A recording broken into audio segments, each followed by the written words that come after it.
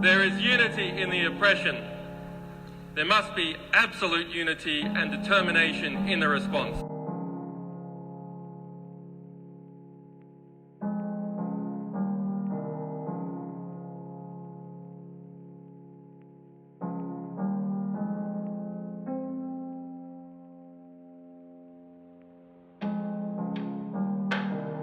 Same act. So what is criminal, what is criminal and what is, I've spent a couple of years in jail, and I remember the first night I was in a cell with an armed robber, and he told me that people will stop robbing banks when banks stop robbing people. And I think that's incredibly insightful, because what you've got is wholesale crime and retail. And the people dealing in wholesale theft, murder, intellectual property theft, dealing in dangerous substances are governments and corporations. And the people you meet in jail, most of them, unfortunately, aren't there for heroically rebelling against capitalism and imperialism. They're in there for mimicking it.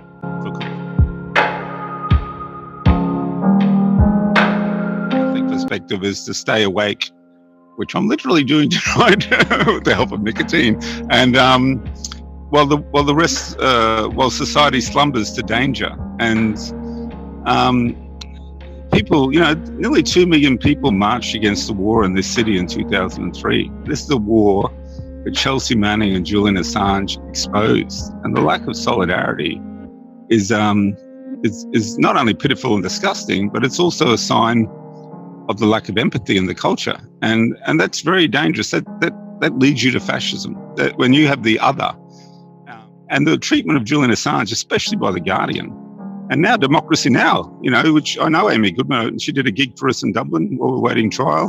She's a good woman, a courageous woman in East Timor, and they've flicked the switch on Julian Assange. And, if Chelsea Manning, and I know Chelsea's mother well, and the aunts and uncles, we raised money for them to go and visit Chelsea in jail while they were abandoned by the more mainstream anti-war organisations in England. And if Chelsea Manning thinks she can do a speaking tour of Australia and not mention Julian Assange, it's incredibly naive. And you kind of wonder what kind of people have surrounded Chelsea since getting out of jail to weaponize her with her silence against Julian Assange, who's facing a longer time in prison. And also, I've been in prison in the United States, and Chelsea was tortured in Quantico in Kuwait. The United States must pledge before the world that it will not pursue journalists for shining a light on the secret crimes of the powerful. And to the Army private who remains in a military prison in Fort Leavenworth, Kansas, who was found by the United Nations to have endured months of torturous detention in Quantico, Virginia, and who is yet, after 2 years in prison, to see a trial, must be released. Manning must be released. Manning did, as is accused, is a hero and an example to all of us.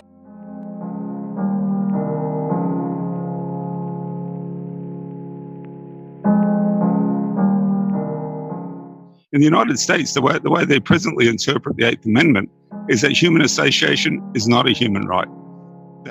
That they've got over 50,000 people in indefinite solitary confinement in their prison system. They've got 2.2 million in that prison system. Increasingly, it's privately run and profit-driven.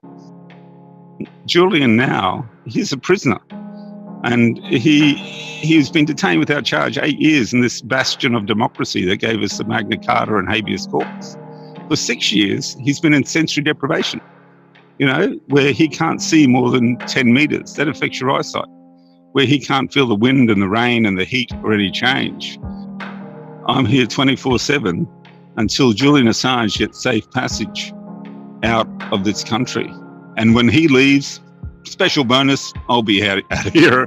I'll be gone. I'm not coming back to England. And, so give him safe passage.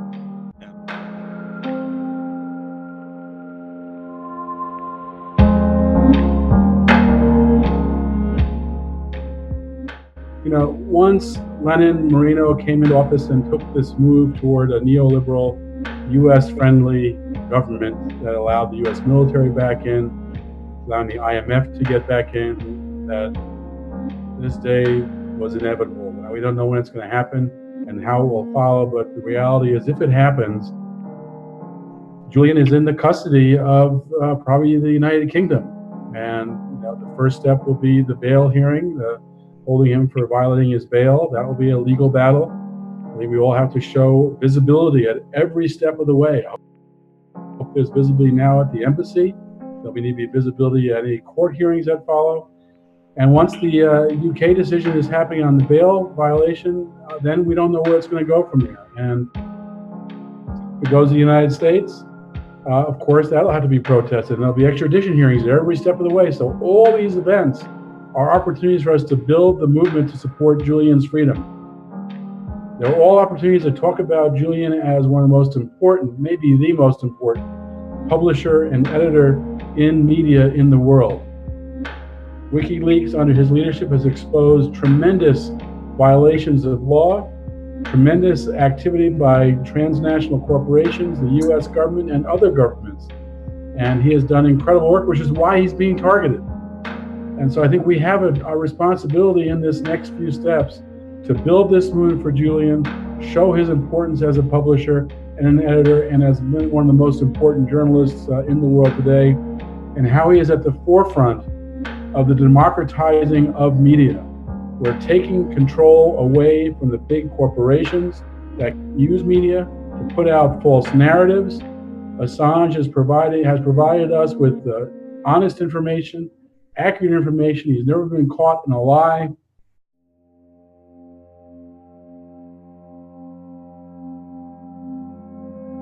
That it's our job to build a movement for Julian, a visible movement at every opportunity he can, and recognize that there will be setbacks and there will be successes in this process. We need to stay with it and recognize that the only result for justice is Julian Assange's freedom. That's the only result for making a democratized media in the 21st century. It's the only result for internet freedom, where you have access to information. So Julian is at the forefront of many important issues.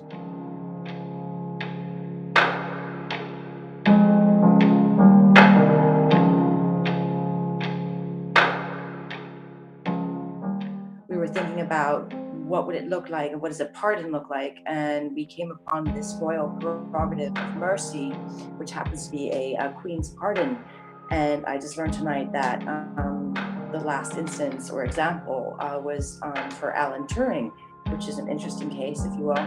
And maybe we should also rally together, just a thought right now, I'd be curious about your comments, to petition to the Queen, lest we forget, the Magna Carta and so forth, that she should be this last instance above, the British government perhaps, and allow him to have this pardon, and perhaps even some sort of protection in terms of safe passage. I mean, this is clearly unacceptable. If we allow this to happen, I think it's a slippery slope for dissidents everywhere. And if they're even being denied their status as journalists and publishers and so forth, which seems to be the case in the US, then I think this is not going to bode well in the future, and the fifth estate is at risk. As Ray McGovern said, maybe the fourth estate is no longer properly functioning, so it's up to us to be able to make sure that we have full documents and full access to a public repository of knowledge, which WikiLeaks has tried to do as their as their mission. I think the next thing would also, of course, be to pound the streets, and maybe we should organize a worldwide street rally demonstration, peaceful demonstrations with music and art and masks and whatever, as you say, is a non-violent direct action intervention to display our dissatisfaction with this egregious violation of human rights laws that would reverse someone's right to political asylum. It's just unheard of.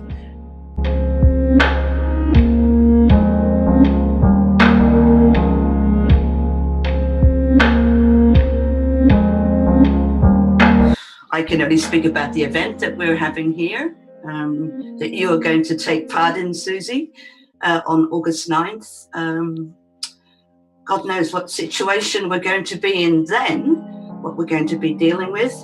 But Christine Assange is going to be participating in that event on a very rare occasion at the moment where she makes any kind of statement. She's going to do her best. So I have noticed on social media, because I do have a lot of Australian friends on Facebook, that there's a lot more people responding to the articles. People were sort of like turning a blind eye for a long time. But it's the body of evidence and the extent of the abuse is what is making everybody sit up and take notice. I think, especially hearing about the bloody-mindedness of Crown Prosecution Service, delaying the Swedish case and then maintaining this bail thing. They're just desperate to get Julian in custody. And they've been desperate for such a long time, and it's all been hanging on a logical thread. And such a violation of, human rights, international law, the Inter-American Court. That's great that they've joined the UN rulings and come to similar conclusions. So I think maybe we're standing on fairly good human rights foundations. It's not a very good way to express it, but there is a good context for support from the international legal community for Julian. So it's good that that happened. It would be great if there were more. So I was just thinking about what Cynthia McKinney said. I think it was the first time she was on, but she was talking about going to London and she wanted to be there outside the embassy. And she said that there needs to be a lot of people. And I think this is the moment when it needs to start. I think people need to get themselves there and coordinate with Ciaron O'Reilly. He's always on guard, but they need to get down there. And Cynthia said that people could just, quite physically protect Julian. But this is going to create a big media event in itself. Yeah. It's going to be very peaceful, but if we can reach critical mass, it's not going to be so easy, and we'll get a lot of exposure. So I think people need to get down there now and stay there as much as possible within the next days or weeks. They said weeks or days, didn't they? So I think that's very important to talk about the direct action that can start right now.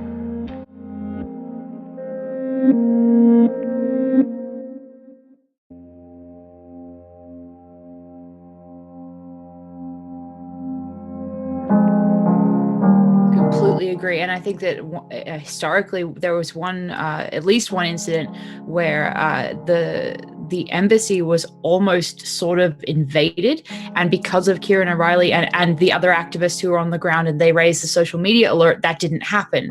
So I don't know what I'm not sure what we can define what level of impact it would have, but I think it would be incredibly important to have a large group of people on the ground letting the authorities know that you aren't going to do this in silence and you're not going to do it invisibly and we see you. Definitely. I think it's a really, really great point.